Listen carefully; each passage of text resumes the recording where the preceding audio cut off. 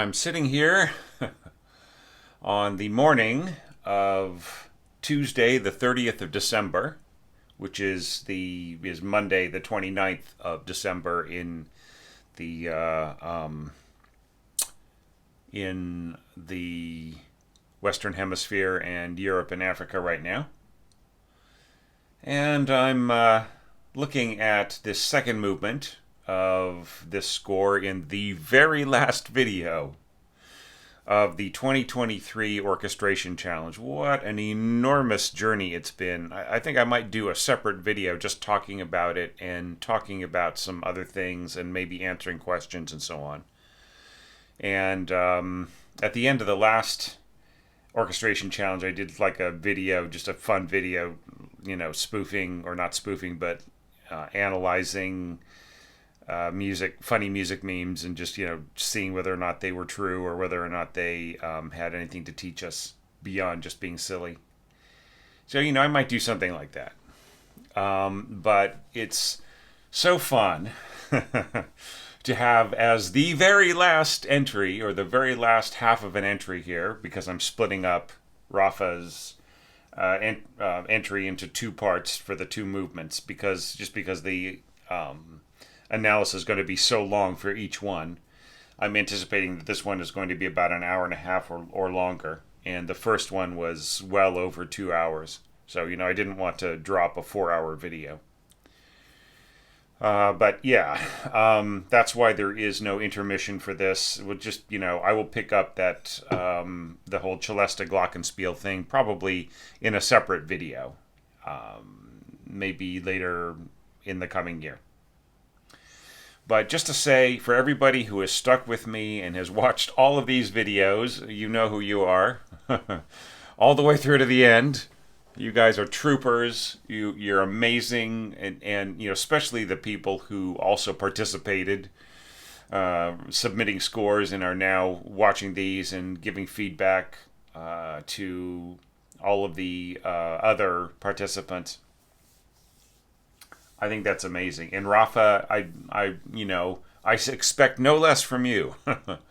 I haven't really seen you much around. Maybe you are commenting under a different YouTube username or whatever. But yeah, but if you can also comment on everybody else's videos, as I'm sure they're going to comment on your two videos, then that would be really awesome. So this score was just filled with, so many great ideas.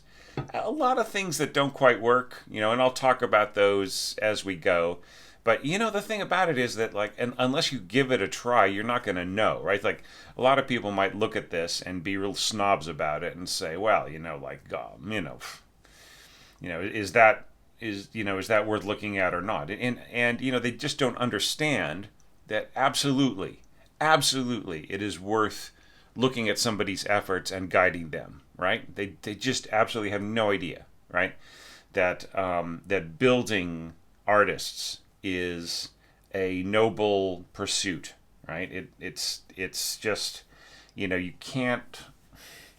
I am not here to tell people who already know what they're doing that they're doing great, right? I am here to help people who need help, right? That's the whole purpose of this. Now, sometimes, especially in the early days with these orchestration challenges, I would get a lot of scores from people who are completely, their careers are on the upswing, or they're already professionals, and I still do from time to time in these challenges. But maybe probably 80 to 90% of the scores that I get in these challenges are from people who are still learning and still developing. And as much of a professional as I am, I feel that I am still developing all the time, right? I am constantly growing, learning more. I hope getting smarter, getting wiser about what I do. And if I didn't do that, if I got to the point where I didn't need to continue growing, that would be the end of me as an artist, right? The word art is a process. It describes a process, and the process is of personal growth through creativity, right? And the minute that you stop doing anything new and just repeating yourself over and over, then that's when you stop being an artist, right? So it's really, really important to keep growing, to keep getting better, keep getting smarter. And, I would hope that people would, who are my fellow professionals, will look kindly on my efforts, right? As I do on theirs. And I would hope that people out there who really give a damn about other people being artistic would be patient and kind and generous and understanding about the process of growth that people are going through, right? And not just write them off or sneer or be contemptuous. That is really, that is the whole ethos of the Orchestration Online internet community, right? And I think that, especially there are going to be a lot of things where you'll kind of hear me say, well, this doesn't work, or that doesn't work, or try a different approach, and so on and so forth. It is not me telling Rafa that he can't orchestrate. It is me suggesting ways that Rafa can improve, right? Right? Is that all right? So that is what's going on here. So, with that huge introduction underway, I will now just once again thank Rafa, in advance, and just say, listen, I really, really enjoyed the whole basic idea of this. It is, it's outrageous. It's kind of, just very witty in a lot of areas. And, it's not Beethoven's approach, right? It doesn't really convey a sense of Beethovenness as so much as it conveys a sense of your own voice, right? I feel your own voice is coming through here. So it is my job here to not only find out how I can get you to celebrate that voice more, with more clarity, but also to help you prepare this score to be improved to the point where it could be performed or recorded or rehearsed or read by an orchestra, right? So saying that, though, I feel that this score, probably even more than the previous one, is not really ready for the stands. It's not quite approaching that stage yet. I think it needs a lot of revision if you were intending to do that. Okay. But, I think so many of these efforts, even some of the very polished efforts that we're seeing in these last batch of scores, are probably not intended to be performed by the people who did it. They just wanted to enter the challenge to have fun, right? Okay, so now for some general evaluation, some enhanced evaluation. So this is the kind of stuff. These are the kind of this is the kind of advice that I would give people who would come to me with their projects. Right?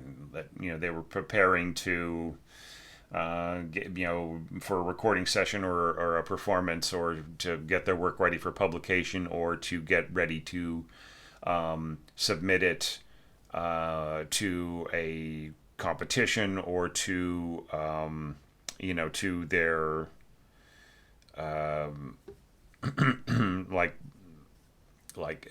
scholastically, right? If they were needed to send in some scores to show where they were,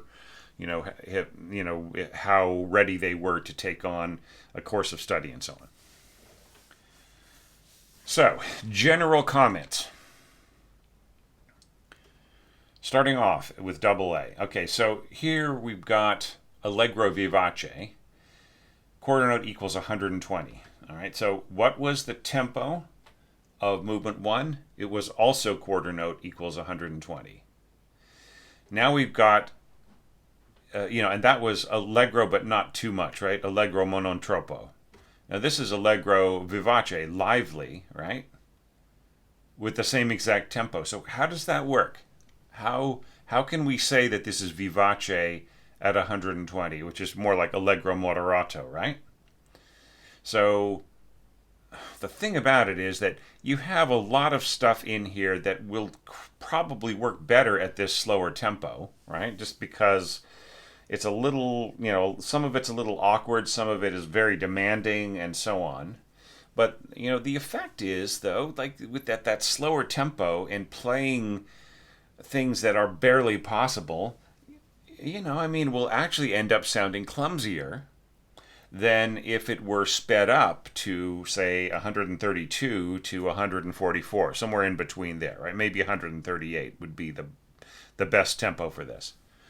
And to have those parts that are clumsy streamlined so that they're very playable, and then this score would really, really rock. It would really sing. Do you know what I mean? So here's what I want you to do, Rafa. I want you to get out a copy of this, and I want you to, as we go along through this coaching session, essentially, I want you to just make a copy of that file, and then onto the copy, I want you to incorporate my suggestions as we go. Okay, and then try to see, what the first suggestion is speeding this up, right? Just change this tempo mark to, say, 138. And, as we go, see how all of those things work. Okay? So now, you need to go through this and proof for a due, part number 1, part number 2, and so on. Like, for instance, here you have horns in F 1 and 2, horns in F 3 and 4. Remember in the previous one, there was a confusion over it was like horns in D or horn in F, whatever, and there wasn't any numeration here. This is better. But you could still just have a bracket, get rid of the numbers, and just have horns in F floating between the two staves. I think this is Dorico, so there's a way of doing that in Dorico. But I don't know who this is, right? Are these a due, right? Is this horns 1 and 2 and 3 and 4? I'm suspecting that it's intended to be horn 1 and horn 3, right? I'm guessing that that's what it is, but I'll have more to say about that when we get there. And then, of course, in the strings, we need to know, is this divisi and so on, unison, going back. Always mark going back to unison, as I outlined the reasons why before. And if you want something to be non-divisi, write in non-divisi. Proof for consistency. Stem directions. You have a lot of places where, like, your stem directions are, maybe they're artifacts of the score, the template that I sent you. But for instance, shouldn't these stems go up, right, rather than down, and so on? There's a lot of places where the stem directions are just like wrong, right? So just go through everything and fix all the stem directions. All right, so now back to what I was just about to say. Proof for consistency and more scoring of slurs. So there's just a lot of places where you leave out slurs. Like you'll have slurs in some parts, like ta, ta, ta, ta, ta, ta. And then you'll have other instruments that are perfectly capable of playing slurs and should be uniform with the other parts, and they don't have slurs at all, right? So for instance here, where's the slur? And where are the slurs in these other string parts, right? So you have to get used to, Rafa, you have to get used to doing things like this as you score. Like, make things more uniform, right? Like, just make sure that, like, because obviously it seems like you're not having time to go back and do the kind of proofing that you need to. So try to do a lot of this as you create, as you orchestrate, all right? Generally speaking, you don't really need slurs on xylophone, glockenspiel parts or whatever. It's just built right into the, the attack gives you the sustain that you need. So, you could put a slur over groups of notes to sort of say this is a phrase. But generally speaking, we don't see things like this, right? If this is intended to be a tie at the bottom, you would just score it as a half note in 2-part writing, and then just have the B flat and the A over the top, right? But I don't think that that's what you intend. I think you intend this to be slurred, the F to the F. But it doesn't need to slur at all, right? Because it's a xylophone part. Stuff like that, right? But, there are other parts where Obviously, these parts really would be better off with slurs. We have slurs in other parts. Sometimes it's really strange. Like you'll slur an entire beam group, and then you'll slur almost all of the beam group, right? And it just like you might be thinking, well, I just really want the subtlety of this one note here being beamed so that I can go down bow, down, up, and so on. And it's forget about that stuff. Try to have uniform slurs. It just is so much better musically. Let the players work out what the consistency of the bowing is in situations like this, right? But then, of course, this. Do you really want ta ta ta ta ta ta ta ta ta ta ta ta ta ta ta, or do you want da da da? It's just so much easier on them. And then this right in here, do you want ta ta ta ta ta ta ta ta ta ta ta ta ta ta ta? No, I think you want to go die, die, die, die, die, right? Yeah, so there's just a lot of potential slurs that were left out. And then, of course, there are some that are just really crazy, like that, like these bar, these really big, long, like, and then this huge slur in the, from the C to way up to this high G and horn. I mean, it is possible, but it really is not very idiomatic, right? It's just, this is, this kind of thing. It's better to just finish this down here and then jump to the G. It's just much, much easier for the player to just, to just change their lip position, just alter it rather than slur up to it, right? Because you think you're crossing two registers here, right? You're crossing from the middle register, right, to the or the sort of the lower middle register to the middle register to the high register, right? You're asking them to jump across there, right? Which is just a completely different. It's a different lip position and voicing and everything. It's just so much easier. And the same thing with this slurring down from this high A to the low A, right? It's very, very, it's not easy at all for the bassoonist, right? Just be careful when you have big, long slurs that cross huge, wide areas of range. Here, you're not asking the cellists to do it. It would be really much easier for them to do that. Of course, it would be hard for them to really slur so far across all those strings, right? They could fake it, but anyway. But there are places where you have similar parts, right? Like these horn octaves, and then you have the cellos where it would actually be easier for them to slur octaves, and you don't ask them to, right? So just think about what you're doing in terms of ranges and registers and so on. All right. Okay. Now let's talk about just the layout. Just a little note here. I don't know how this happened, but this should be one long bar line across these 5 staves, right? All right. It should just whatever the bracket is here, the bar line should reflect that same bracket, because this just is incredibly hard to read. I mean, look at this, right? Look at how these are grouped together, and then things just get more confusing when we go on to parts like this. Do you see what I mean? Like it's hard for me to group all this together visually, right?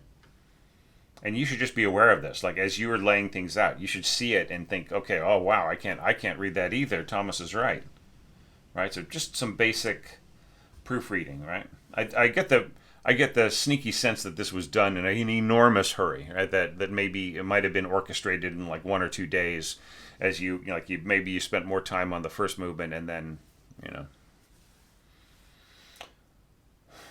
so you maybe didn't have as much time to proof everything, but still try to, okay?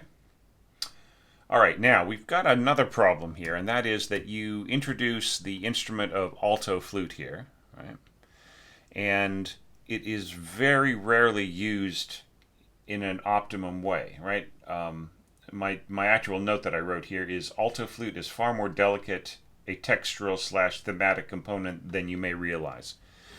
You are scoring it as if it had the strength of a clarinet, and really, especially as you score it in on these lower notes, it has very little strength or energy or very much to contribute at all, right? If these pitches are in any way being doubled by, like say second clarinet, you might as well not even have the alto flute in there, right?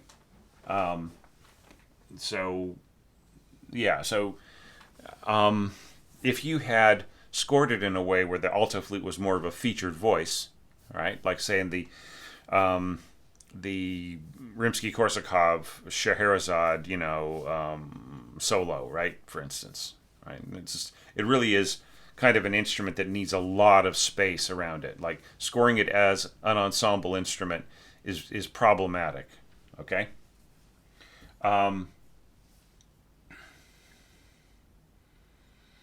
But yeah, but like you could just like if you had a third clarinet, or if you were just made sure that like whatever part that you had for it that was exclusive to it was played by clarinet, one of the two clarinets, or just add a third clarinet to cover the alto parts, then you're much better off. Then we've got problems with the trombone parts. You're really pushing your trombone parts up into the ceiling a lot of the time. And that's not that it's not playable, but then you have situations like, let's see if I can find it. Yeah, like you have just long passages with the trombones very, very high. And then there's this one part that's just extreme. It's just amazing, what you're asking the trombonist to do. Yeah, right in here. That is wild. I mean, that would take like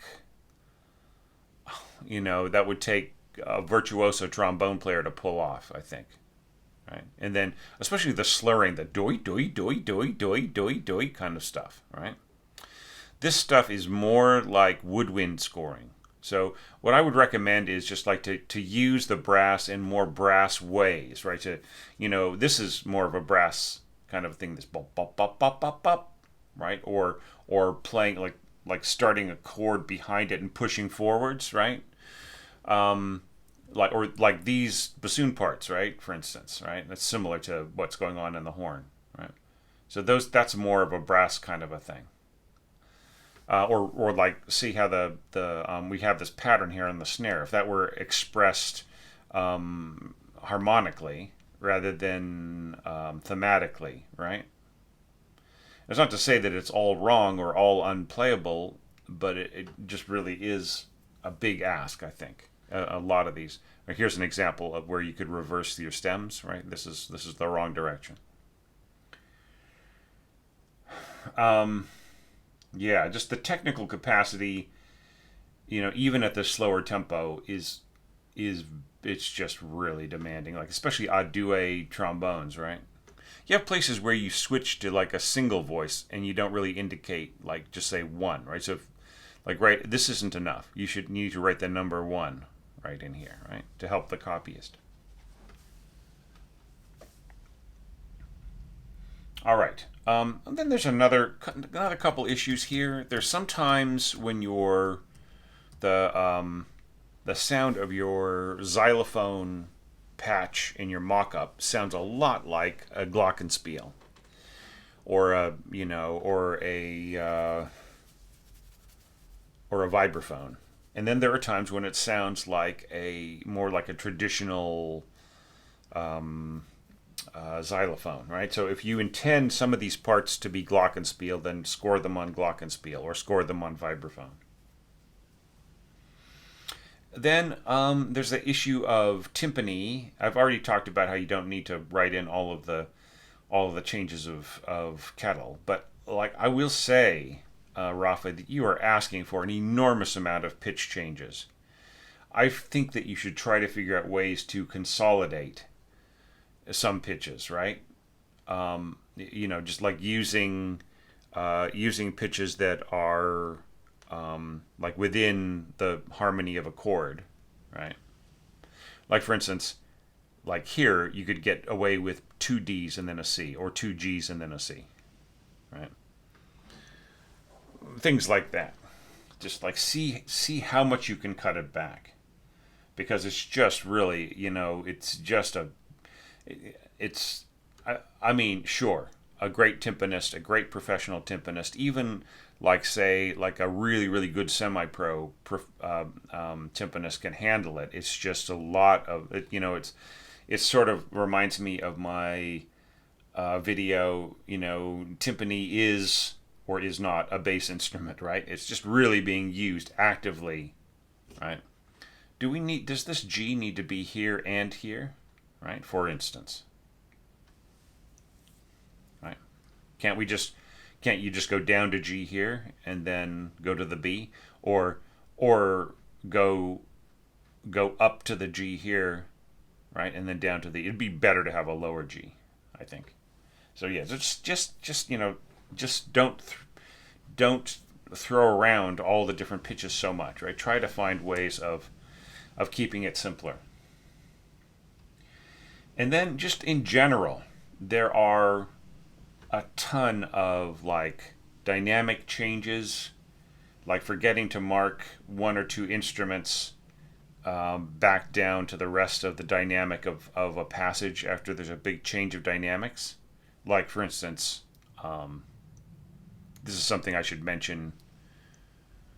Yeah, when I get to this passage in the evaluation criteria, but like for instance here, you have everybody going fortissimo, right?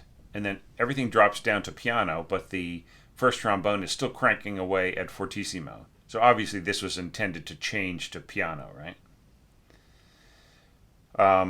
So there's things like that. So I feel that if you were just proofing by listening to your mock-up, right, to just make sure that you had got your dynamic changes down, and then there are a lot of places where you have wrong notes, right? Just where like maybe you misspelled the notes in the next passage, or I don't know what, right? But you need to get after that a little bit more. All right. Okay.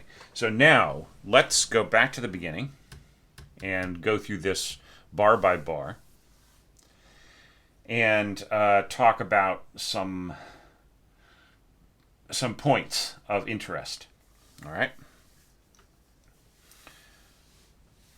So right in here, it appears that this was intended to be in tenor clef. Right in here, because it doesn't make any sense the way that it's scored in bass clef. Now, having said that, if this were scored at the pitches that they were intended to in tenor clef, and then you took the tenor clef away, so that they would be reflected at the actual pitches they're intended to be in bass clef, then that would be fine. You wouldn't really need the tenor clef, right? So I think there are several places where like there's a missing tenor clef, or there's a missing change of clef, and then the notes are all screwy. So that was, I think there were a couple places in the first movement.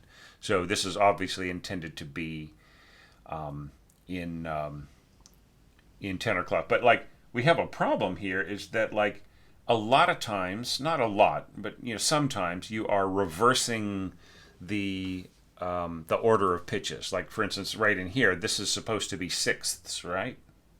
I'm gonna just do a quick check. Yeah, this is supposed to be, the motion is originally, hang on, yeah, the motion here is originally like a single line, excuse me, and then you are harmonizing it in thirds, which is a cool idea. But the problem is that like that results in clashes that you're not really compensating for. Like for instance, here you have this A, you have a B natural and an A, and this makes sense within the context of the viola part, but it doesn't make sense within the context of the bassoon part, right? Because we end up having a G sharp, we even have a B, an A, and a G sharp playing all at the same time. And this is something you can hear in the mock-up. Like there's just a place where there's a big collision, right? So you got to get rid of this A. Right? So example, right? So I don't know if the thirds really work here. Now, here we have a place where the trombone plays a little contrary motion compared to the rest of the winds, and I'm not so sure with the bassoons on the bottom and the trombone right in the middle and the winds on top whether or not this is the greatest balance, right? This is almost would be better off as like say first bassoon, right? And then and then this part right in here a second bassoon, and then you could of course like you have the D that you need to end on, right? But the I don't feel that this balances very well with the trombone in the middle.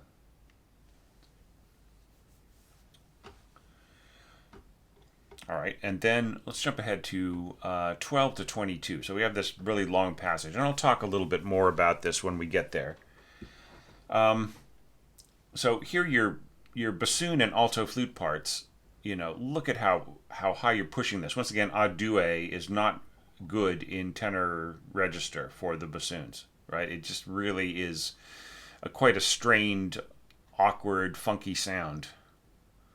It's better to keep a due in bassoons inside the bass staff and below it, right? But like above it, it just really becomes rather strained and awkward, and it doesn't matter if it's being doubled by other pitches and strings and so on. It just is not the greatest.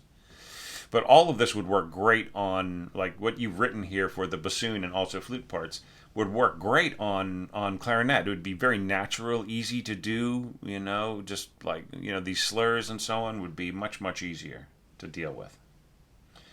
And then maybe your bassoon part could be doubling some of this pizzicato double bass in staccato, right? Bonk, bonk, bonk, bonk. It could be helping out what the contrabassoon is doing.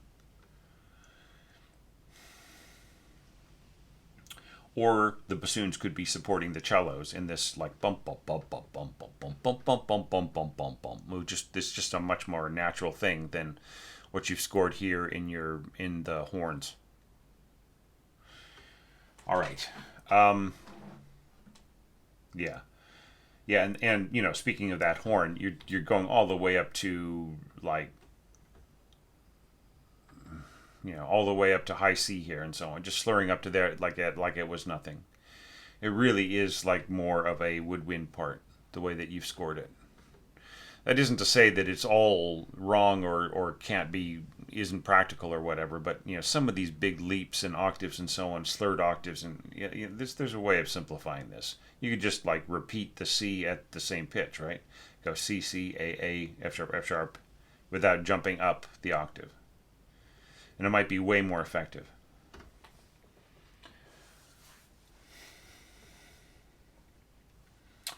All right, now when you finish this off, going into this connecting passage here,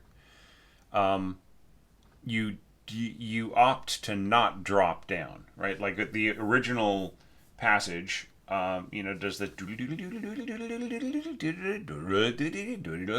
you know what I'm saying? It like jumps back and forth at the end.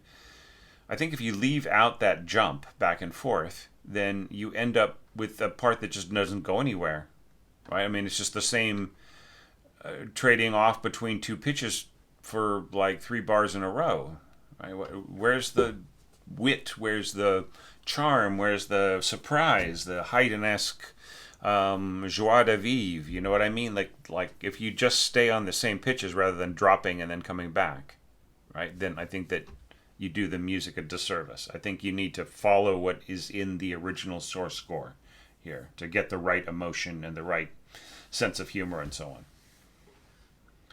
Yeah, what did I write in my notes is lack of register jumps here makes the music too static, right? Try to emulate the source score. Okay, so so the harmony here is weird. This should be a sounding E flat, right? It's a written B flat. And then so like here you're inverting the thirds from the original source score. I don't think that works. Just try again. Just put the thirds back the way they were and let them walk down. And I think that you'll get the effect that you need harmonically. Yeah, and just in general, folks, really, really watch out. There were, I think, 4 or 5 entries where there was a lot of inversions of harmonic voicings that seemed to be done just to do them, right? Just to see if they would work. And they didn't work, right? Because that ended up with harmony and leading tones and everything just all thrown askew. So, with this very specific music, really question before you change the voicing of something, right? Just really think about it and make sure that it sounds right before you commit to it.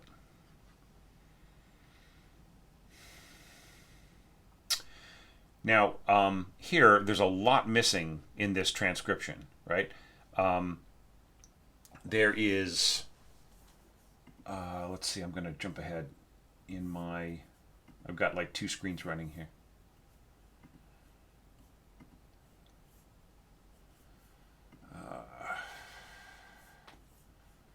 Yeah, so,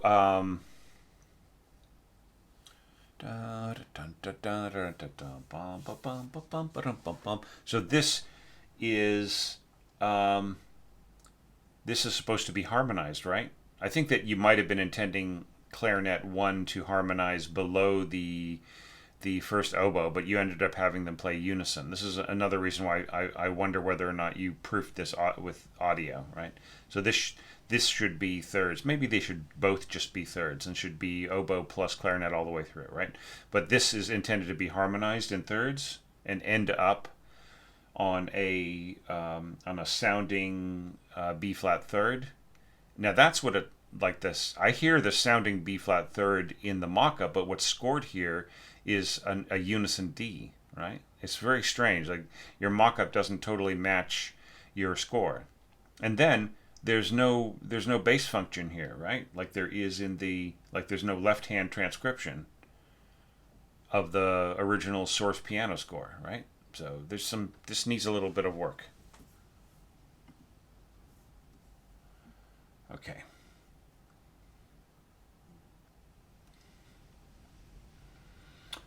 All right, then let's jump ahead to 48.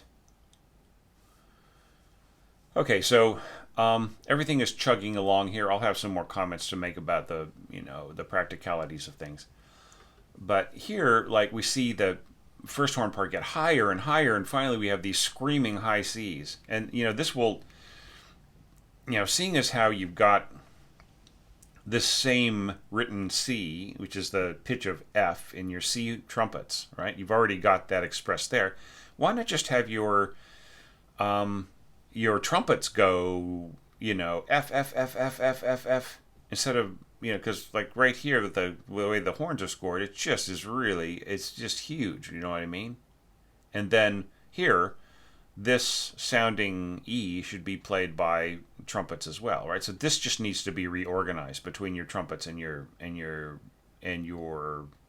first and second horns. They don't always have to be in octaves. Sometimes you can do unisons, right? And speaking of which, like I know that this is a total pain, but just constantly having octaves in one or unisons in one and unisons in the other and so on. The low horn should play together. The second and the fourth should play together on kind of low pitches, and the first and third should play together on very outgoing soloistic kinds of unisons and octaves, right? But in terms of just like nailing tricky intervals and background work and so on and so forth, then the first and second should work together, right? Okay. So that takes us to getting to this point. You are mezzo forte, right? And it's just very, very, very big, and you intend some kind of crescendo to a forte here. But even if it's just at mezzo forte, the amount of reverb that is going to be in the hall, the wash of sound, is going to be so powerful that nobody is going to even hear the start of this connecting passage, right? It's just like dramatically, this ending is killing the beginning of the next part, right? So here's where you put in a pausa, right? A comma mark, apostrophe, whatever. Yeah. And then so the conductor knows just to give a little breath. So that could be inserted in the system text, right? Just like right here. So just, and that'll show up in all the parts.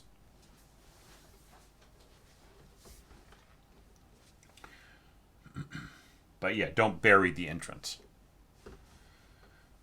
It's better to have everybody hear very distinctly that this subtle part is beginning, right? You really want them to know that the first note has been played. Okay, so now we're getting to some parts that kind of we're just talking about this about the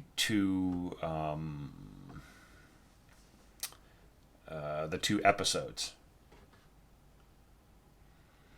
Okay, so here I have written in my notes incredibly agile, sometimes unrealistic brass scoring. So, for instance, this is possible on horn, but this high C sharp, that's not the greatest. I mean, it's sort of possible, but don't score that. Do you know what I mean? It would be better to slur down to A and then end with a C sharp an octave lower, right? So slur down to the lower A and then place, you know, now just kind of like these two notes, right? There's no need to push these people so high. You already have those pitches in your trumpets, right? If you want the A sounding D, you can add that to the second trumpet, right? So just really use your trumpets for a lot of this high horn scoring. And just think about that, the tie tie tie tie tie tie, that kind of thing. It's just not the most convenient. It would be better just to go ta ta ta ta ta ta ta ta ta ta. It would be better to individually articulate that, except for the fact that you just this really fast, it's kind of lightning fast playing. It's really better off in the trumpet, right?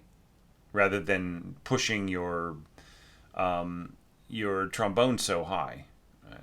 And this bass trombone part, not too bad. I mean, this actually might be better on tuba if the tuba weren't tied up, right? Tuba plays beautiful, fast, agile notes like this, I think, in some ways better than bass trombone, right? At least in this lower register. I think bass trombone can plays fast things quite nicely inside the bass staff, right? It has a beautiful clarity and punch to it. But I don't like overusing it below the staff or just making too many demands. It just doesn't have the agility of a regular trombone or of a tuba. And it takes a lot of breath. Okay. And, if we jump ahead to 116, the sister passage, the other thing, then we can see that, like, in a lot of ways, it's just, even more, right? I think this is a lot better written for the trumpet and the horn. But, I just, like, for instance, I just think that this tie, tie, tie, tie, that's better off with the winds, right? It's this, the brass would be better off just not slurring so much, like ta ta ta ta ta ta ta ta ta ta ta ta is better to or taka taka taka taka taka taka taka taka. They can easily double tongue this if you push it up to 138 or 144, right? So I think that this actually works better, but once again, like, I mean, I feel that this is a better trombone part. And this would be better off on horn, right? So I think that there's a lot of reorganization that needs to be done here. And like the faster the scoring, the more it really belongs in the wind section and the strings. We have completely unused second violins here. Well, I shouldn't get ahead of myself. I'm going to be talking about this in the evaluation criteria, right? Right, and then just kind of more of the same. I just would cut these fussy little slurs, right? They are more something that should be put in the piano performance, right? All right, now let's jump back to 59. Okay, so I already pointed out that this should have a piano mark, right? So otherwise, you have the blasting fortissimo trombone. Nobody will be able to hear any of this stuff that's going on the xylophone and the upper winds here. That all people will be able to hear is this cranking trombone that doesn't realize that it should be playing softer, right? So piano. This is once again another indication to me that you didn't spend a lot of time proofing the audio. So just really seriously, what is the mock-up for? It's for proofing dynamics and the correct pitches, right? To make sure that you don't fall into some of these traps. And of course, like you can use it for reference, like if you know your stuff about the realistic sounds that you're going to get out of the orchestra versus the mock-up sounds. You can also use it to to think about color and balance and so on. But that can be more deceptive. Just depends on how much you know what you're doing. All right, now let's jump ahead to 84. Yeah. So, yeah. So notice the pitches in this bar. Let's focus on the pitches in the second violin part, right? Because that way we don't have to worry about transposition. All right. So the pitches in this bar are correct. The pitches in this bar are wrong, right?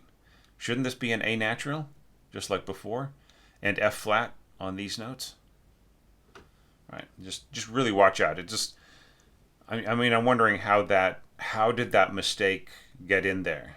Did you feel like you needed to change the pitches for some reason? Is that intentional, or I can't really tell.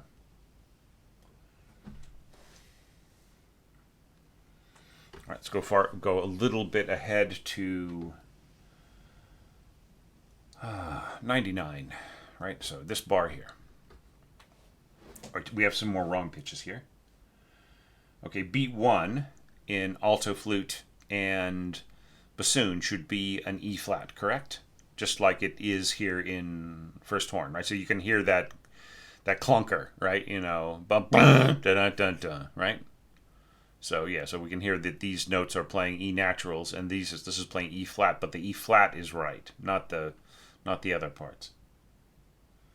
And then beat 2 in alto flute, horn, and bassoon.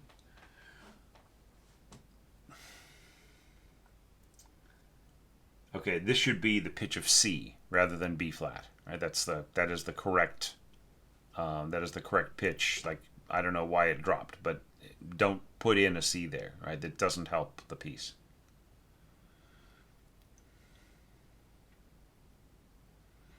Okay, and just like another point right in here, like the proximity of the alto flute to the horn, basically, doubling it. Nobody's going to hear the alto flute at all.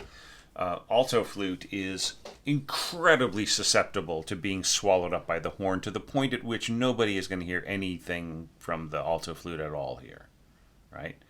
Not unless the horn was playing at pianissimo and everybody else was playing at pianissimo and the alto flute was playing mezzo piano. That would be the only way you'd have a chance of hearing the alto flute, and the alto flute would still get absorbed to a great degree.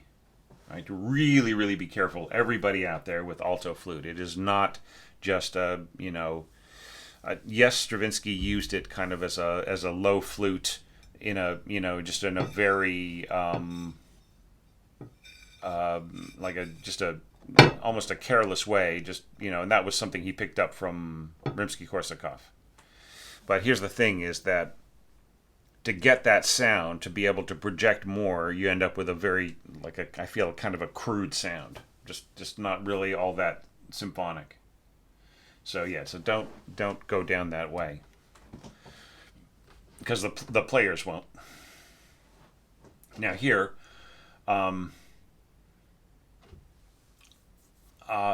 these 10 bars here, all the weight is in the accompaniment, right? Look at how much scoring you've got going on here with these eighth notes.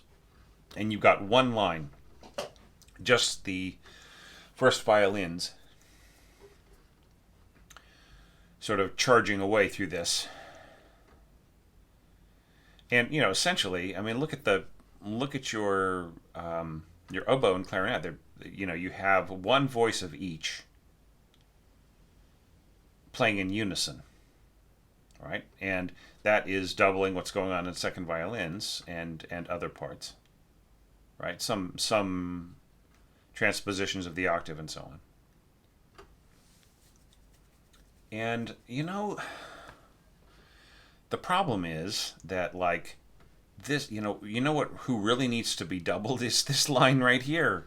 It has no help from anybody, right? It should if there was a way to have one of the clarinets doubling it, and then like getting up into this register, trading off to flute, and then kind of going down again into clarinets, and then up to flute, and so on and so forth. And then maybe here it could split apart into like flutes on top and clarinet on the bottom, right? And then you could still double oboe and clarinet with your second players, right? Because you certainly don't need a duet in both parts, because that at that point let's say that this were to be a duet, right? A duet oboes, a duet clarinets, more or less doubling the violas uh, and second violins. That, realistically speaking, you're just burying your beautiful part here with all the patterns and all the melodicity and everything. And of course, you know that you can't get a low F, right? In violins. All right, so just need more proofing,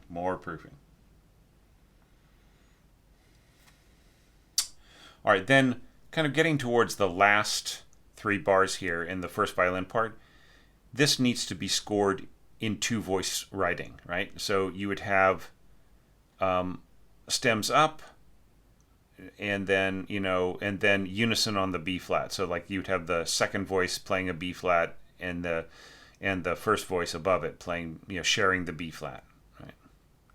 But this lower C here would be in second voice, and the G above would be in first voice, and so on. And that would all be split all the way through to here. And here I would say have the E6th here in second voice, because it's very, very simple from where we are here, just to go to the E6th, and then the first voice in E above.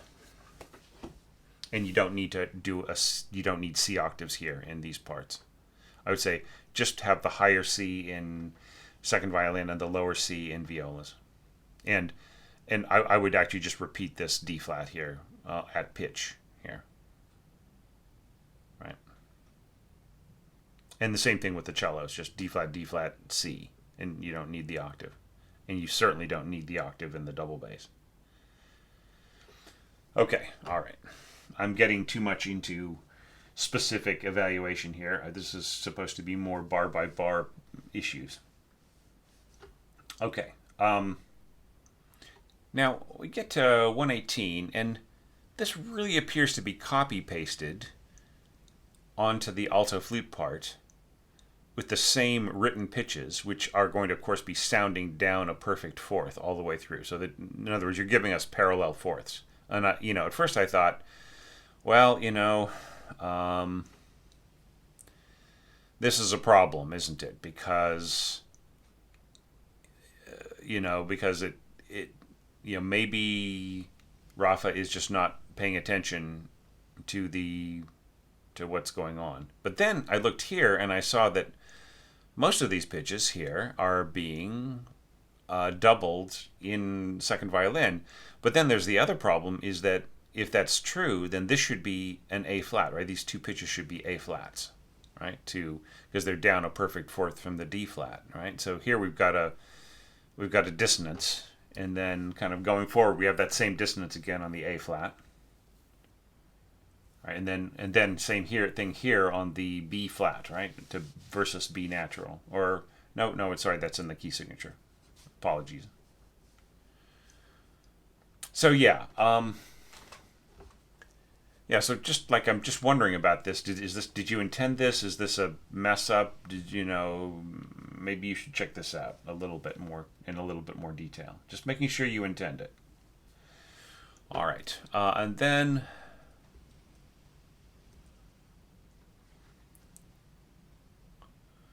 jumping ahead to 161 through 166. All right, so here we've got piano and we've got first horn scored in its upper register. Okay, so that's very doubtful. Yes, you can get a first horn player to play beautifully and even softly up there, but it is an incredible strain, and the notes still stick out hugely. They really, even tightly controlled at a soft dynamic, they still have an enormous amount of power, right? So maybe this would be better off as clarinet on the top voice, right? Maybe you don't even need the octaves at all. Maybe you just need first and third horn to be playing this in unison at that pitch, right? Or yeah, and then maybe just add like clarinet on top or whatever. For if you want the octave. Yeah. Yeah, it's just that's not the most likely scoring right there. Okay, now 177. Here we have this, this little thing that sort of ripples upwards. And I think to make this sound much more natural, of course, you're going to need to have slurs on everything, right?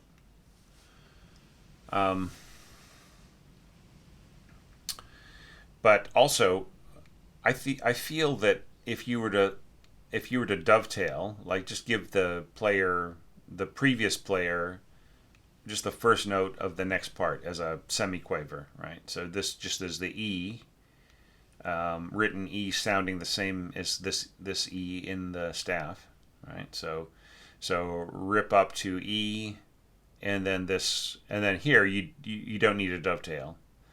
Then second player starts its little run, ripping up to E once again, sounding E, same as this F sharp here, right? And then once again, going from bar to bar, like between bars, you don't need a dovetail, but in between, in the middle of the bar, you should dovetail from instrument to instrument. And then here, alto flute, which could also be, this would also be second clarinet. So here you get it right? You've got the dovetail right there. So just do this, and you don't need the 5. Just do a single semiquaver. That's good enough, right? And then ripping up to this note here, and then the roll and the timpani. That's such a cool idea.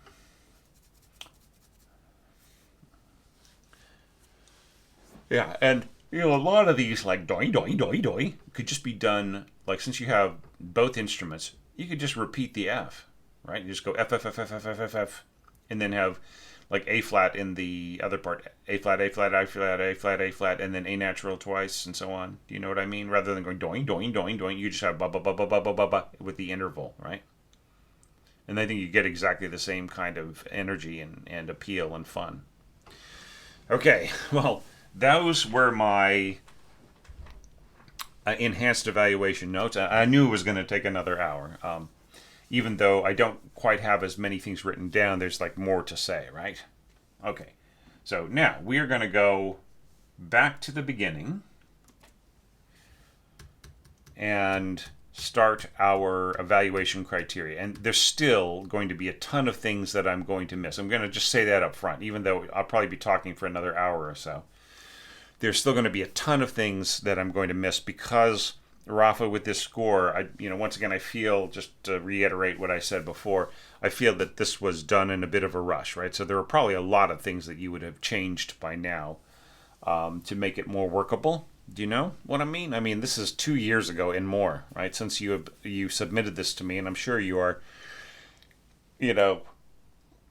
even a better orchestrator than before. So there's, you're probably looking at this and saying, oh no, I wish I had a chance to edit this before Thomas looked at it this year. That's all good. Okay, but everybody starts from something, right? So that's what I'm here for. So let's start off with the beginning. We're going to look at double A and double B, and then we're going to look at all of the recapitulations of the main elements of this rondo, and then the coda at the end, right? So starting with double A and double B, the first question is, do the shifts of dynamics and registers in the piano score imply contrast of register? And of course you've done that actually quite in a quite lovely way. I mean, I love the idea of lower strings and and heavy brass working together. A little bit of cymbal, a little bit of timpani and so on, bass drum. And then contrasting with horns and lower winds and middle strings. It's those are very cool ideas. And then kind of back to the same combinations as before. Um, Heavy brass, timpani, and this time adding on the full string section. And can you see how confusing this is, Rafa? That you don't have a single bar line in all these parts, right? It just really just makes this look like solo parts or whatever, right? And then a reaction by upper winds plus bassoons and like all the winds. Let's put it that way. And the trombone in the middle, like probably better off as first bassoon, or as horn. Like this would be great as first horn, right? But the trombone is going to have a tendency to dominate and sort of wash out the color of the bassoon family below it. Right? That's the danger here. Whereas horn wouldn't do that because its beautiful round tone doesn't interfere so much. Okay, so and then here we have this da da da da da da da. So here you mess with the integrity of the melodic line, right? Like the original melodic line is like B flat A D bum bum ba bum. So like here you invert a bunch of things, right? Like you have the B flat A D thing in the xylophone, right? So like this is a place where I think that if we're on glockenspiel and it were very very clearly played and enunciated, I think that it would come off a lot better, right? So for instance, like the difference between xylophone and glockenspiel. If you have somebody on xylophone, then they can just turn around and play the glockenspiel so long as the changes are not too fast, right? Not just instantaneous.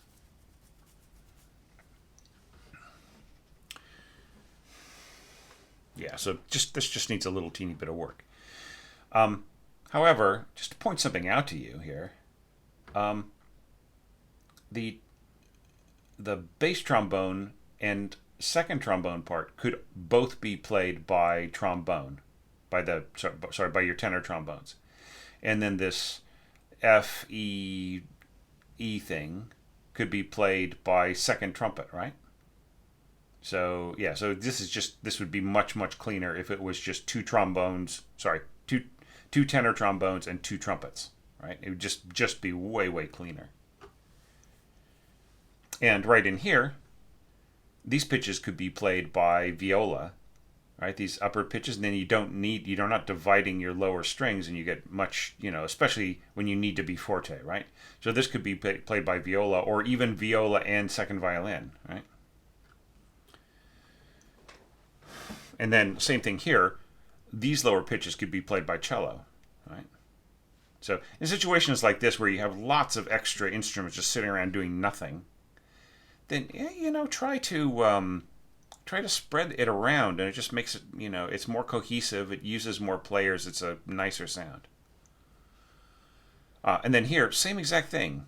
Like look at how high you're pushing everything in your trombones. The top line here could be first trumpet. It doesn't need to be two trumpets. And then the first trombone could be played by second trumpet, right? And then once again, like here, you're really pushing your bass trombone high. Like, yes, bass trombones can play above the staff, but it's not the greatest sound. Like, it's so much easier and better and cleaner and nicer sounding on just a standard tenor trombone. Okay, so these pitches here, the bass trombone part should go to second trombone, and the second trombone part should go to first trombone, right? So once again, just two trumpets and two trombones, right? And then put this on horn. Then you've solved all your problems. So I hope that you've got that second file open, Rafa, that I suggested, and just shift all that around. Now you can just pause this video and do that, right? And then, maybe just see what you can do to clean this up. All right, and then we're going into that. All right, okay. So here you go. In your second violins, you got da da da da da da da da da da. I would submit to you that a cleaner way of doing this be to have your first violins going dia dia dia dia, so like da da da da da da da da da, right? And then having your second violins going bum da da bum da da bum da da. So in both instruments, they're getting the on beat, right? So first violins da da da da da da da da da da da. Second violins dun da da dun da da dun da da dun da da dun.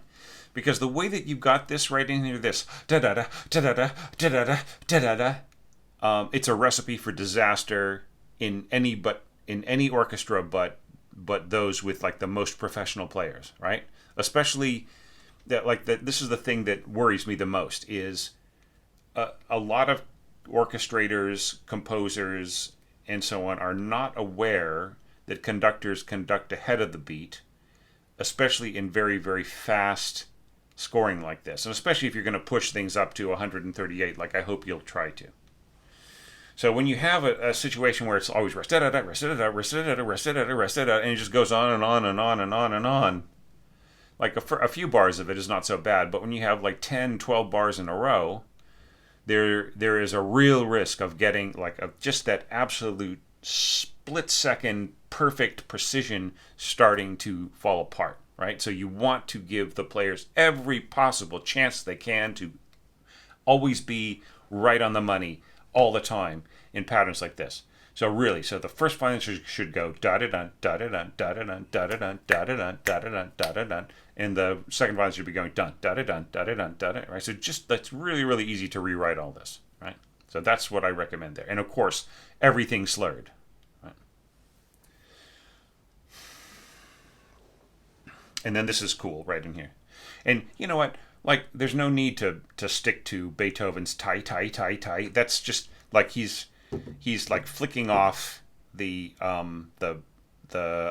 slur from his thumb to his pinky, or from his thumb to his second finger. So it's like da da da da da. So there's a sort of a breakneck kind of silly clumsiness, not really clumsy, but just like, rambunctiousness. Let's put it that way, right? Childlike enthusiasm that he's getting by putting this in, phrasing it like this or slurring it like this in the piano part. You don't have to do that. Just slur by the beam groups. Tie I is better than going tie tie tie tie tie. Do you see what I mean? And as I said before, like this bassoon part right in here, alto flute so much better on clarinet, right? And then freeing up your bassoon to help out the cellos, right? Make the cello part a lot more coherent, and so on. Okay. All right, and doing that, I think, will solve an enormous amount of problems. I would say if you're going to go pizzicato with your double basses, you could just give staccato to your contrabassoon, right? And that will immediately clear things up. Then when you get here, I thought that this was one of the strongest connecting passage kinds of things, right? Now I noticed that you don't start off on the and, right? So if you really wanted to do this correctly, then you would have your clarinet going C sharp D, C sharp D, right? Die die die die die, and I think that that's what you should do. And I think, as I mentioned in a future part, right, that we'll get to, put in a pause here. Die die die die bam, die die die die die. Just like let the hall, the reverb of the hall settle, and then continue on, right? And the conductors will be so good at at working with their players and so on. This is not going to be a problem. Now here, with the transition from flute to clarinet, I feel that you should do that on this pitch. Don't do this sort of overlap kind of a thing. The overlap is not the most effective thing. It's better to dovetail on a single note, right? So, in this case on the pitch of C sharp, right? In the clarinet. So just have the clarinetist end on a C sharp, and this should all be slurred. And just slur by the beam group, okay? And you get the best.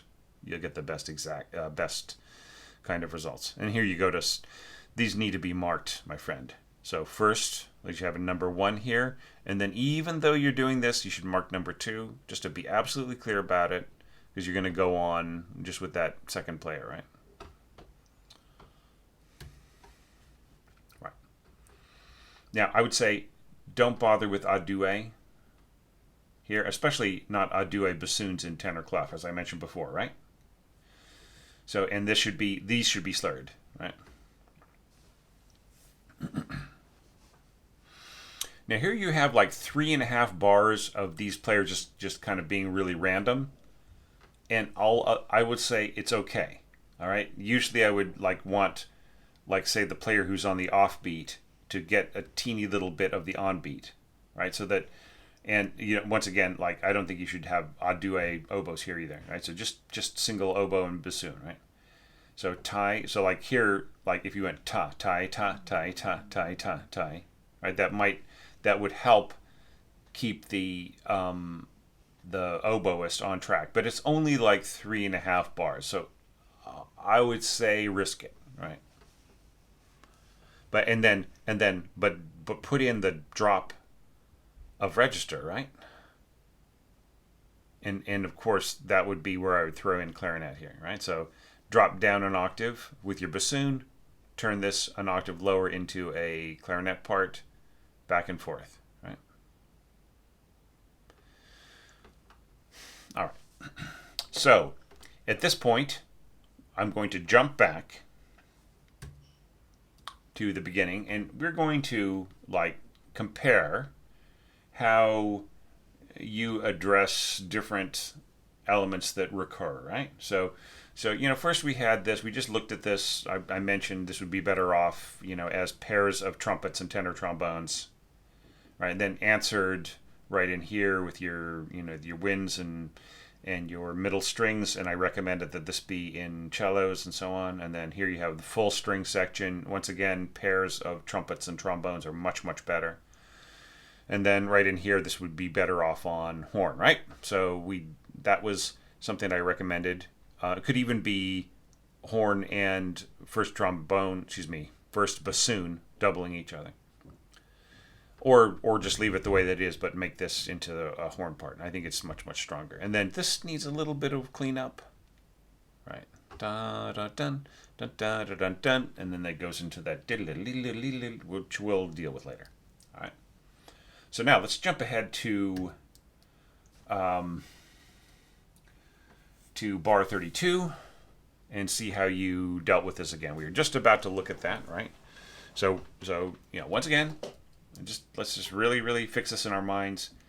Hopefully pairs of trumpets and trombones, slower strings, and then and then kind of lower winds and horns plus middle strings, then all the strings plus maybe trumpets and trombones again, and then upper winds, or all the winds, plus hopefully horn, and then we had this cute little I think glockenspiel works better here with the flutes. All right, so now back to 32. So here we see timpani and all the brass, right, and bassoons and oboes and so on. And then answered by a deux clarinets. Keep in mind that a deux clarinets are going to be very phased sounding, and especially they're going to have a slightly rounder tone here. It's almost like adding a second horn to the top line of this little horn chorale, right? So the clarinets are not going to be heard that much for their own sake, but they're going to have a slightly phased sound if they are, right? They're probably not even needed at all. Dun, dun, dun, dun, dun, dun. And then here, once again, horns, and I talked about how this should just be thirds rather than sixths, right? Just take the top line down and drop it down an octave.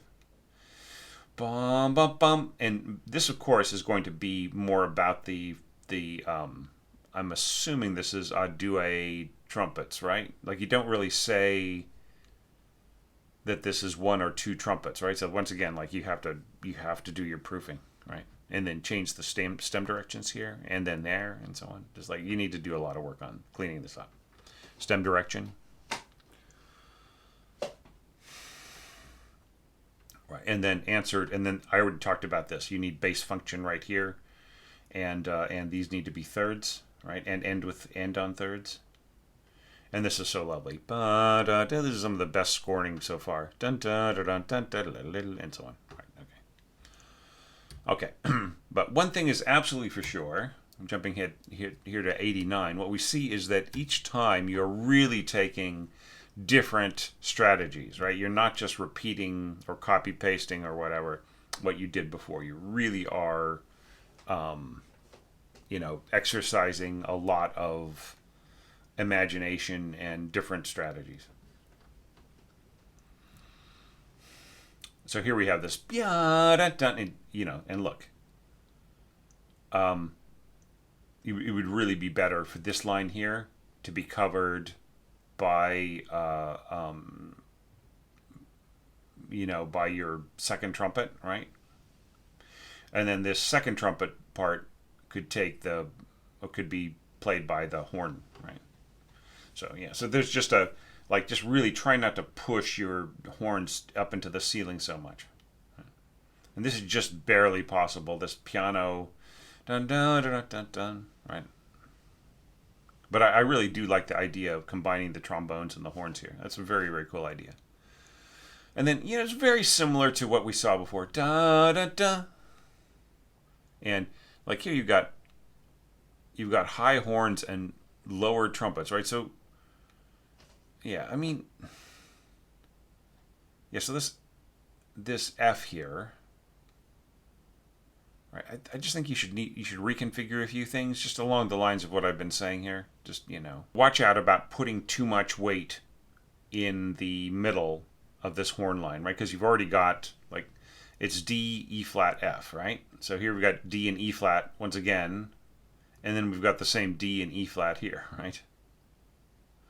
So just reconfigure things a little bit more sensibly, a little bit more stacked, rather than replicating the middle line so much, with trumpets above and trombones below and so on. Just see if you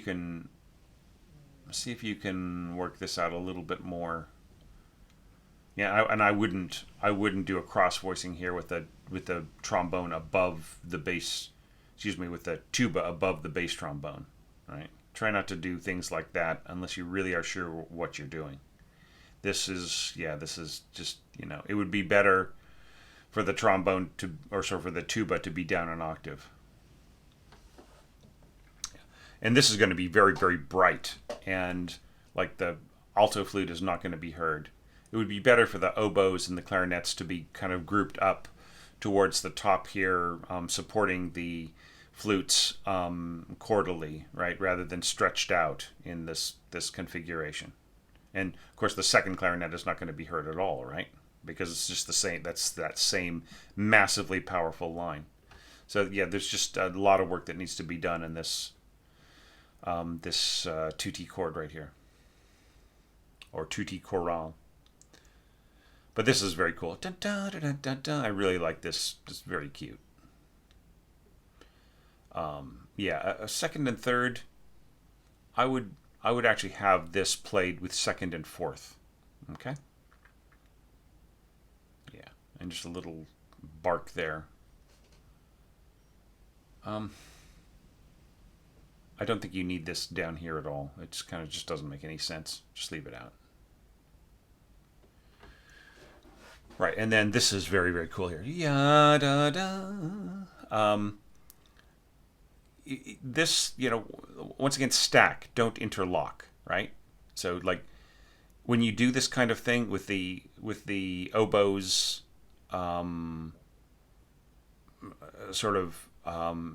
surrounded by the octave flutes and then interlocking with them, right? Enclosing and then interlocking. So it's better to stack this. So these pitches on top here, I think that this is just intended to be I'm not sure, but is this intended to be a half note rather than a slur?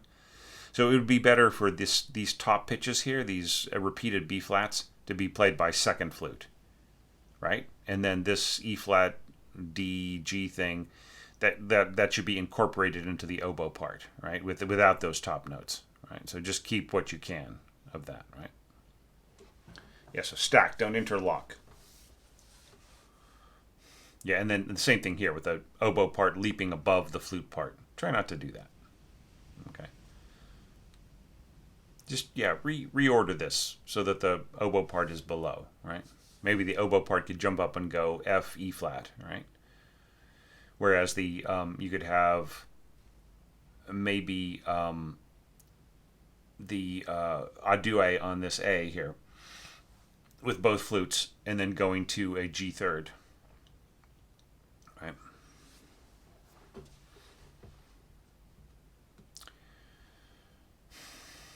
All right, and then ending with alto flute, and we already talked about the organization of this, so I won't go into detail. All right, so now let us jump ahead to the to 150. Right, so this is the last statement of the first half of the main theme.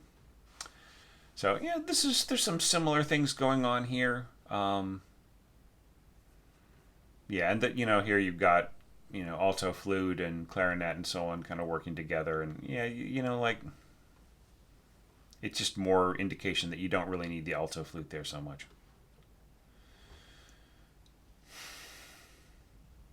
Yeah, I think like considering the presence of the trumpet and the trombone, which once again here you've got a situation where the bass trombone part should be a tenor trombone part. The second trombone part should be the first trombone part, and the first trombone part should be the second trumpet part, right? So just once again, see if you can get away with just putting these onto two trumpets and two trombones. And then once again, this could be viola and so this is very, very similar to the opening. Viola and maybe even viola and second violin, just doubling this top line, and then this could just all be cellos on the lower line.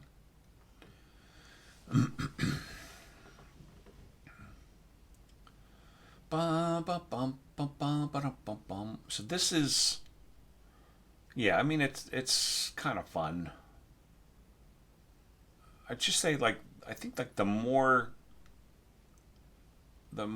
you push the harmonization upwards with these instruments, the more they'll stay out of the way of what you're doing in your brass.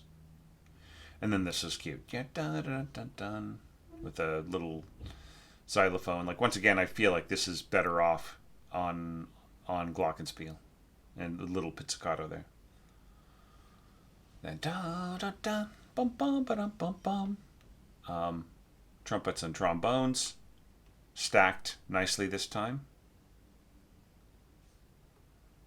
Yeah, with the bass trombone below. So I think this bass trombone's fine. And then yeah, this is all really nice. Very reedy. It's going to sound cool, especially with the contrabassoon on the bottom. But do you really want ta? Wouldn't it be better to just go ta ta ta ta ta? Right? Just do what you've been doing, like ta ta. Like just slur ta ta ta. Right? Rather than just slurring everything. And then this is cute. This pizzicato, plunk, plunk, plunk. It's very, very. This is very Beethoven. Feels very Beethoven to me. Pluck. Dun, dun, dun, dun, dun. Yeah, and then just this is kind of sort of a doubling of the flute part. Yeah, which once again, this could just be done on. Well, I mean, I see what you're trying to do here. I sort of feel that like doubling this with violin's pizzicato would work really, really well. Here, your flutes here. And it's very cool that you have just a little contrabassoon below, right?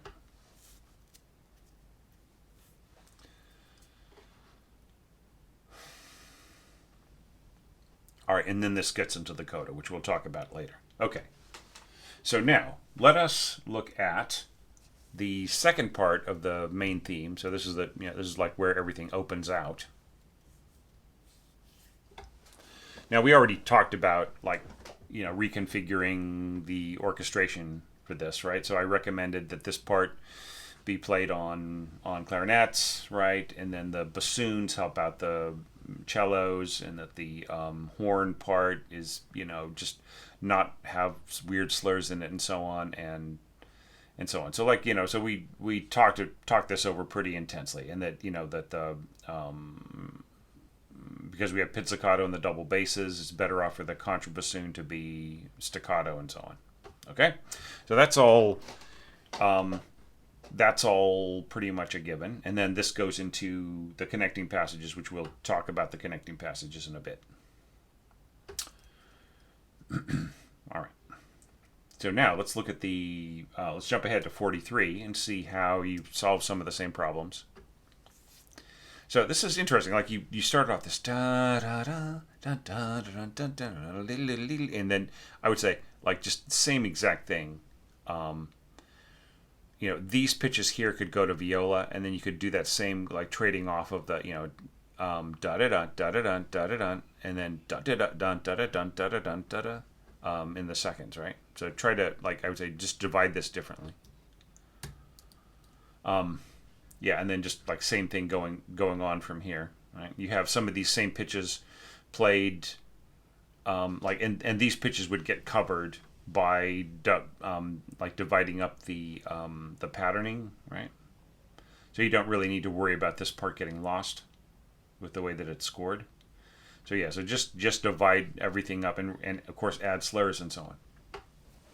And I think that if you're going to add this much weight, especially with brass, then the first and second violins in their patterning need to have support by the flutes, and you can divide the flutes in exactly the same way as I'm suggesting between the first and the second violins, right? With the first flute going ta da da ta da da ta da da ta da da, and then the second flute going ta ta da ta ta da ta ta da ta ta da. Do you see what I mean?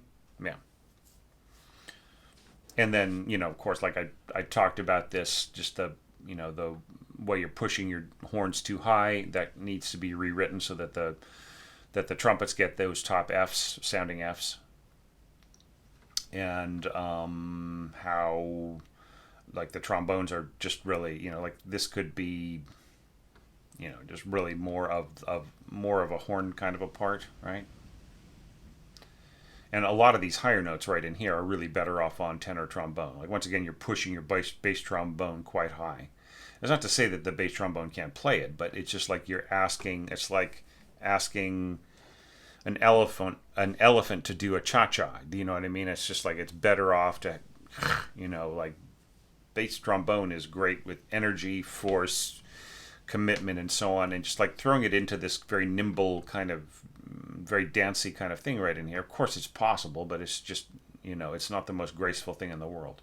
It's more of a bassoon part, to be completely honest, right? So if you just want to maintain the complete integrity of this part, would be better off on bassoon, or trading off some of these lower pitches with the just like the trombone or trombones playing between the higher things, right?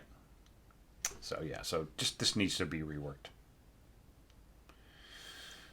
All right. Then there is one last iteration of this at 100, right? And then here you're just like going for, this is like where I worry that you just started to run out of gas, right? And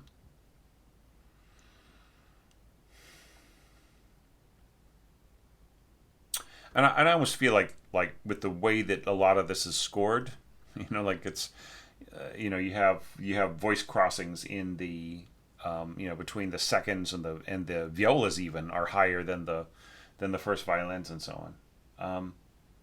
So yeah, just really watch out about that, and giving support to the first violin part, right, and maybe reworking it a bit, right. And here you could actually, like, if you really wanted to leave the second violins the way they were, you could go to Divisi first violins, kind of dividing things up. Seeing as how high you're pushing the violas and the cellos and everything else, though, like,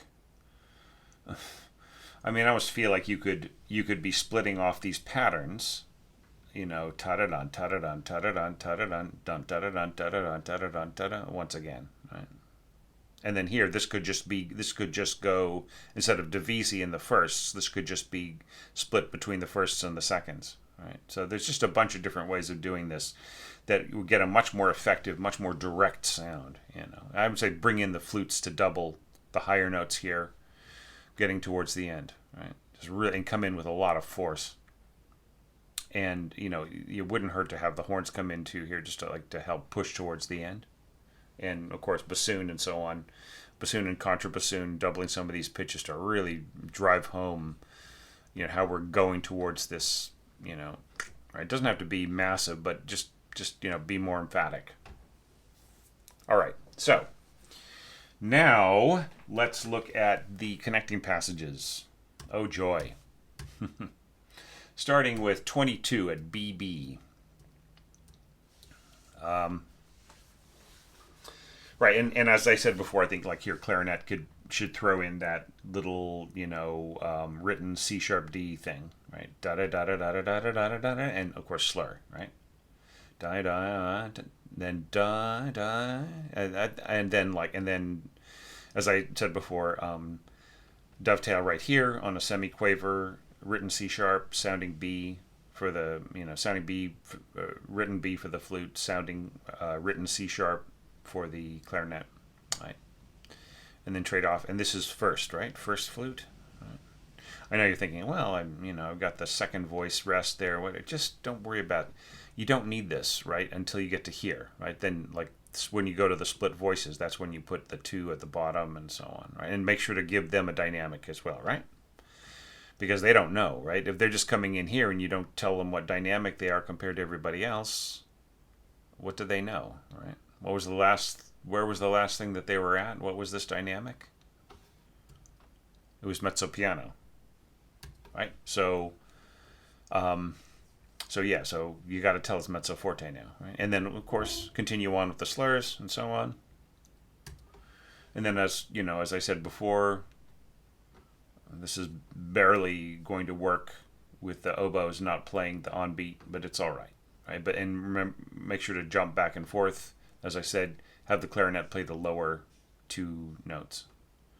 Then going back and forth. Okay. All right. So, all cool. So that works. Now let's look at 51. Now, as I mentioned here, there needs to be a pausa, right? Just bum bum bum bum, down down down down down down down. Right. And this is interesting. Like, I would actually throw a I might actually throw a phrase mark over this, right? Just to make sure that they really played it. And it might even be kind of nice to indicate, like, say, medium mallet, so you get like a more legato sound. Remember that there's a diminuendo toward the end, right? I don't think that there is any need whatsoever to change between like this whole thing where you like kind of do your walk down to an A and then you jump up an octave to the pizzicato and the. I think that I almost feel like this whole thing should be done on second violins or even on first violins, right? But I mean, I do see the rationale, the way that you have it set up. Maybe that makes more sense. You know, like the player has a second to just set their, to set their finger, their plucking finger here. I guess it's all right. No, it's fine. It's fine. Disregard what I said. Okay. So now, oops, I'm really, hang on a second. Sorry, my finger was on the wrong button here. So we need to go to 74. So just taking it from here. Bum, bum, bum, bum. And then, like here you're going this dun, dun, dun, dun. Bonk, right? And I'm not so sure that this really, really works. But I mean, it might actually help. It might actually help with the pacing. So, maybe it's cool to just have this bonk, bonk, bonk, bonk. da da da da da, and then make sure that you slur, right? Yeah, and then here, like once again, don't do this. Don't go ta ta ta. Right? No, go tie I tie I tie I tie I. You know what I mean? Now, if I get the feeling that, like, yeah, see, I see what you're doing. You're going into harmonies and so on. I guess it's okay. I would. I don't know. I mean, here you're kind of going from viola to like, and these players are doubling and so on, and then here we've got some harmony and everything. Maybe more of these elements sort of need to be doubled on their way, right? And I would say don't go a duet with your clarinets here. Just have everybody be single instruments, right? And then once again, there's zero reason for you to go da da da da. You know what I mean? Saying just have them start on the on beat. It's so much easier for them to follow the conductor. Right? And then here, when we're getting toward the end, right, we look ahead, right? We have this big tutti starting here. So I would say just like so long as we just have like 3 bars, right, of instruments starting not on the not on the on beat, then that's okay. But here I would actually have your first violin starting, either starting here and then just dovetailing on the A, or starting here on this E flat.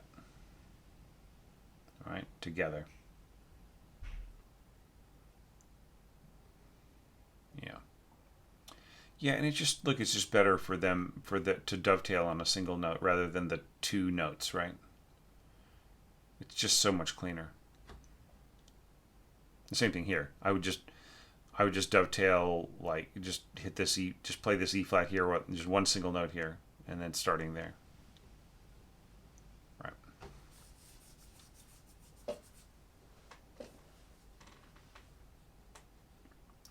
All right. Now, 110.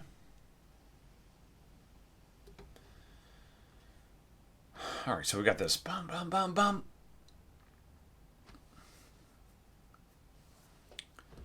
And then this da, ba, da. All right, so here we're kind of getting into some very optimistic kinds of scoring, right?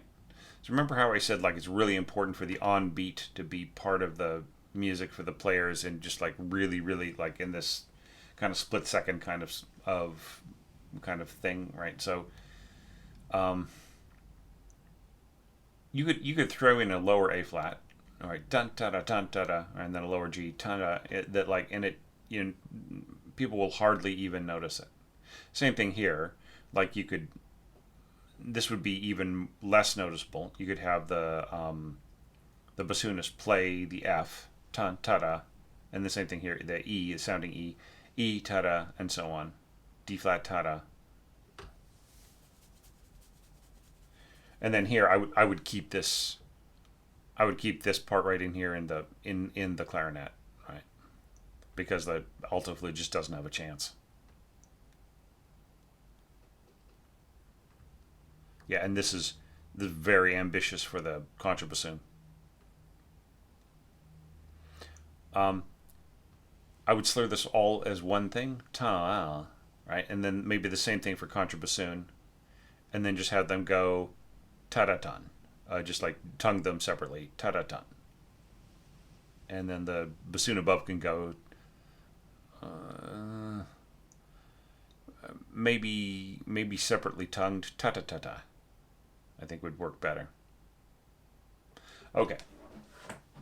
Now, the last connecting passage at 133.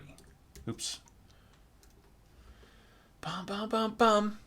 All right, so here we have, like, nothing. We don't have the little, like this little thing should start a little earlier, shouldn't it? This I. So here you're going B flat, C flat.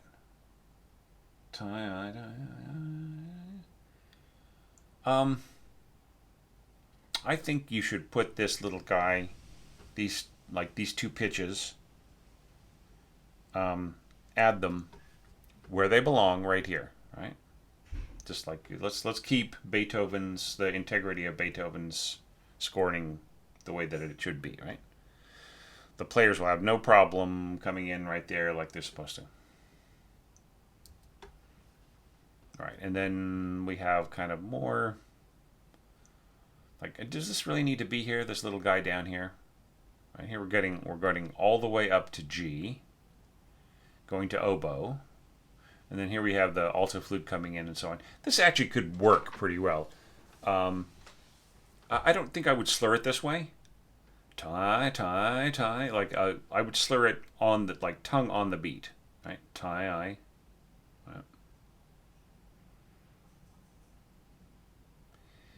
Yeah, I would have the alto flute come in here, and then on this beat here, just bassoon drop out, oboe come in, right? And then just slur by the beam group. And this is fine for the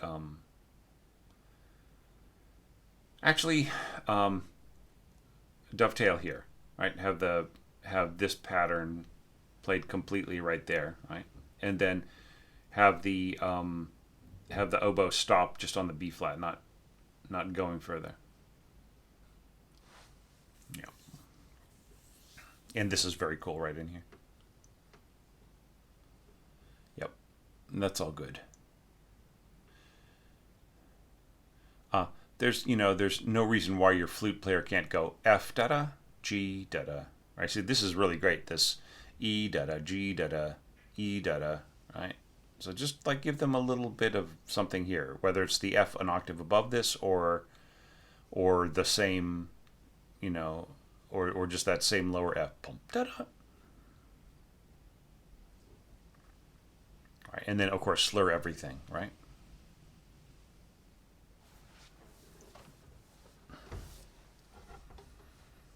Yeah. Right, and then just going into this. Okay.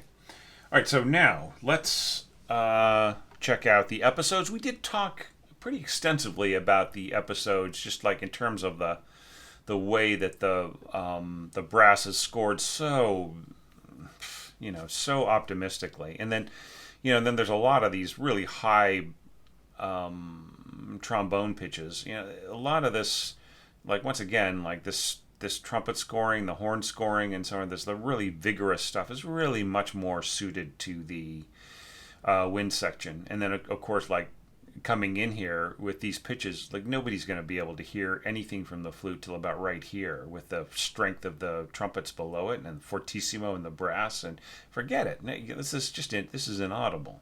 However, if we were to reverse everything, have the brass playing slower pitches, right? Not so fast pitches, or more deliberate pitches, similar to what's going on in the strings, and it was the winds and maybe the upper strings doing the yada da da da da da kind of stuff.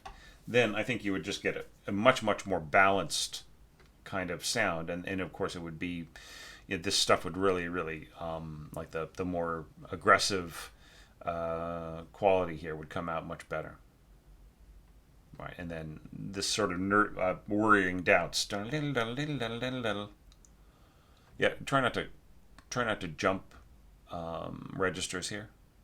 I would just keep it in the same place, either higher or lower. Yeah, but that's a pretty cool combination there.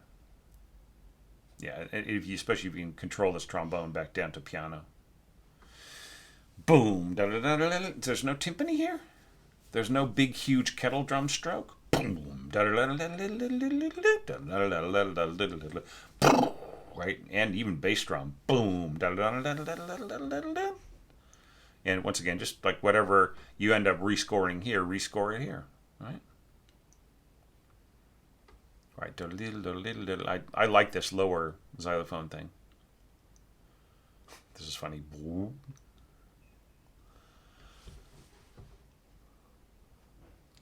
Bassoon, bum bum bum bum bum. Yeah, and then the push right here, and yeah. So What is the third horn doing on the second horn staff? This is meant to be 2, right? Right, and then contrabassoon down there. Very, very cool sound. Yeah, and then, yeah, this bum, bum, bum, bum. Yeah, so obviously this is second and fourth horn, not third and fourth horn. Yeah, and then the timpani, bum, bum, bum, bum, bum, bum, bum, bum, bum, bum, bum, bum, bum, bum, bum, bum, bum, bum. Yeah, okay, this is getting too much to be like a bass line, right?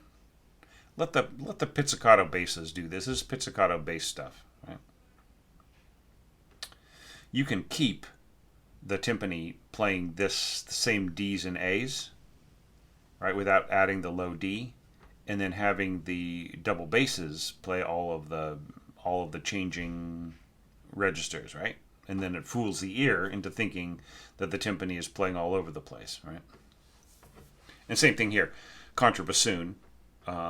I would actually bring in the double basses right around here in pizzicato, if not earlier, and make sure the contrabassoon is playing staccato, right? Right.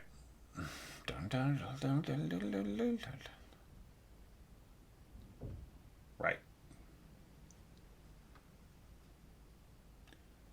Yeah, and then pushing towards here, like you end with this sort of snarly, heavy brass stuff.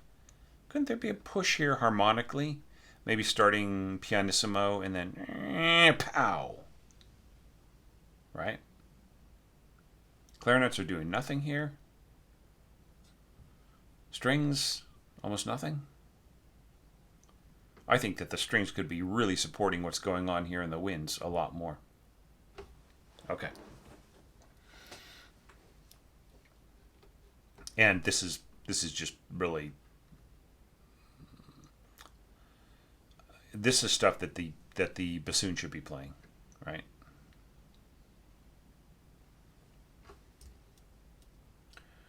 All right, so jumping ahead to 116. All right, so here we have the second one. Okay, once again, no timpani, no bass drum. Boom. All right, I've already talked this to death. You know what to do. Reorganize.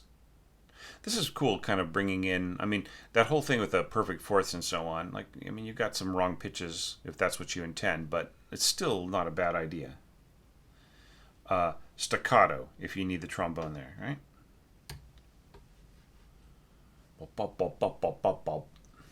Boom, dun dun dun dun dun dun. See, like it'd be better to have the brass going dun dun dun dun dun dun dun dun, and have the winds going dun dun dun dun dun dun. You know what I'm saying?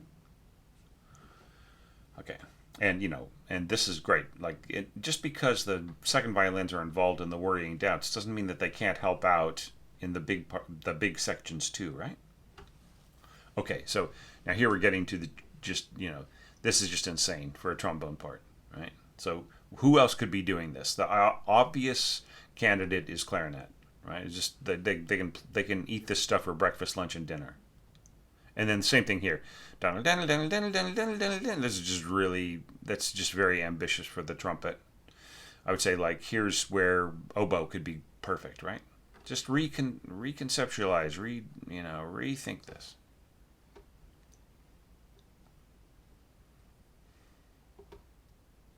In fact, you could even go to like when the flute comes in here on top. That's where. Okay, say that this was completely dropped onto the clarinet part, right? And then when this comes in on first violin and so on, going into this could all change, like go to the flutes, right? And and this could go to oboe instead of trumpet, right? But the bass trombone, this is actually almost better on. I would almost think that this would be better on tuba, right? Like staccato. And this is also better, I feel, on tuba. It's staccato.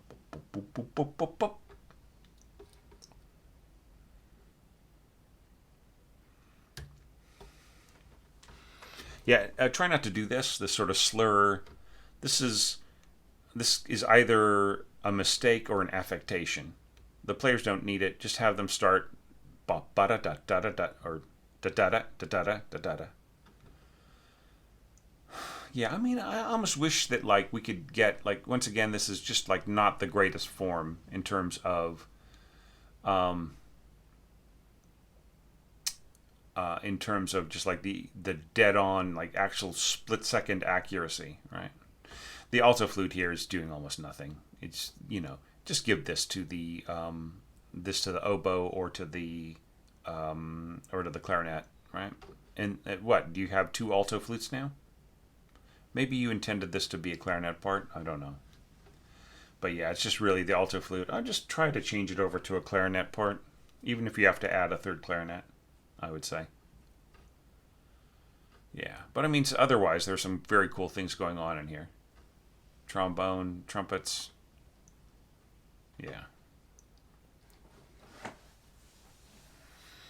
Okay, so now it is time to check out, the Coda section. All right, we're almost done with this. This is so exciting. I'm going into the very, very final stretch of the last video of this entire series of evaluation videos. If anybody's still watching out there, that's great. All right, so here we go. We're going into, I talked a little bit about this, bum ba da da da da da da da da da. And then it's a cool idea to sort of have a horn chorale thing going on here. But, as I said before, it's just really, really high here. Could you possibly rethink this whole thing? Like, bassoon everything, just, the way that it's scored. What if, instead of bassoon, you had your tuba playing the very low pitches that are in the piano score, right? Bum bum ba-dum bum bum bum bum ba-dum bum bum. Because tuba makes a really beautiful combination with horn, and then you had the horns during this part just completely like doubling what's going on in the like with each other. Like you'd have the the first and third playing the top part, and the second and fourth playing the bottom part as it appears in the right hand of the piano part, right? I think that would realize much more effectively what you want here, and then you could just easily swap over to the violins. Like as you're getting towards the end here, I would have the like more strings coming in here, and I really love this. This should all be slurred, right? That's such a cool idea. Yeah,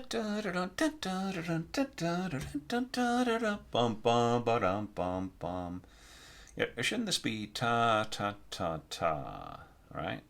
Like here, I wouldn't slur this forward like this. Ta ta ta ta ta ta ta. Make this a clarinet note. And then we already talked about dovetailing these slurs and so on. All right, which just takes us to the very, very final part, right? Bum bum bum bum bum bum. That's very cool in the horns, along with trombone and tuba. I think that works really, really great. And you know what I'm saying? I just feel you don't need to turn the timpani into a bass line here. How many pitches do we have here? High F, B flat, C. Do you know what I mean? Yeah. I mean, I guess it's. I don't know. I guess it's fine. It's just the very ending part, right? But still. And then this is perfectly fine. The die die die die die, because I think that really kind of that conveys what Beethoven is trying to do. There's just one problem though. Where'd you get your extra alto flute player? Right? 3 alto flute players. Okay, so time to rethink this. Can this part be put on? Just put this part onto your clarinets, right? And then it just solves a bunch of problems.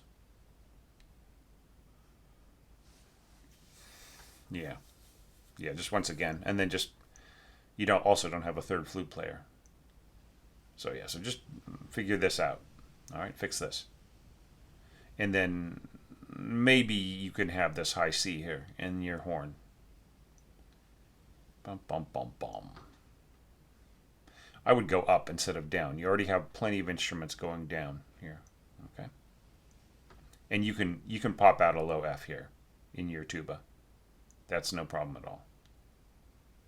And here I would end on a low F, not on a C. You don't want a 6/4 chord at the end, which is what you're going to get if you do this, right? End on an F. Yeah. So look, there's, like I would mention before, there's still a ton of work. This is the kind of thing where you and I should really have almost like a teacher-student relationship, of me working through the score with you to fix everything and to, that would be the ideal thing, right? So, which is I'm trying to supply here with this nearly 4-hour 2-part analysis of your video. But look, if anybody deserves to have the extra time spent on them, then it is you, Rafa, who probably waited the longest of all, right? The last evaluation in the series and so on. And I don't even know. I might have heard from you that you were aware that the things had restarted, and if I've forgotten, I apologize. But at this point, I'm not quite sure I remember whether or not you were aware that I had restarted things. So anyway, look, it has been a very, very long journey to get to this very, very last few minutes of the last video of the 2023 Orchestration Challenge, which really should have been done. It should have been 2 years ago at the end of November, me finishing up this video, I feel, or, even maybe the beginning of November. That was kind of what I was anticipating. Then, as a lot of people know, my health got bad. It just got worse and worse and worse. A lot of those videos I made towards the end of, I guess maybe September, October, or whatever, when I was trying to keep going. It just, I'm sure I did a passable job, but I just feel that I was approaching a point where I just couldn't do meaningful work anymore. And I really appreciate everybody having patience with me. Especially my my Patreon supporters who put so much work into their, they just how many entries did I get? Just so many, just an incredible amount of creativity and ingenuity and inventiveness and real heart, real dedication, and if any of that dedication was directed at me personally, then I appreciate it immensely. I'm really, really honored that people would, put so much effort into something and to, not only help everybody else in the community and not only,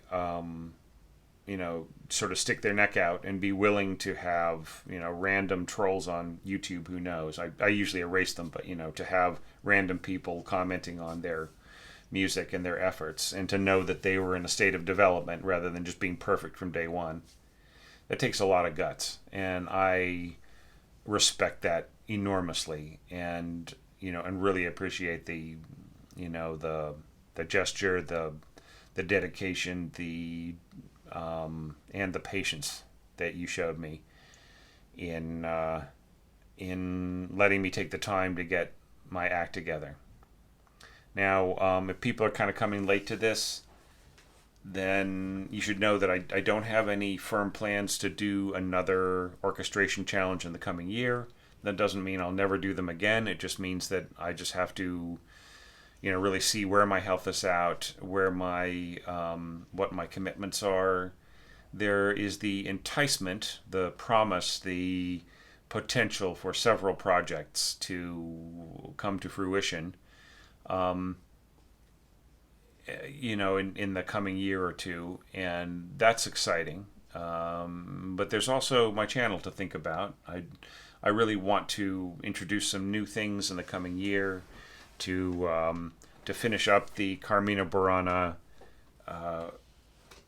orchestration analysis, and to start a new series, which I hope will be extremely useful. Like, that's the thing. I did the Carmina Burana.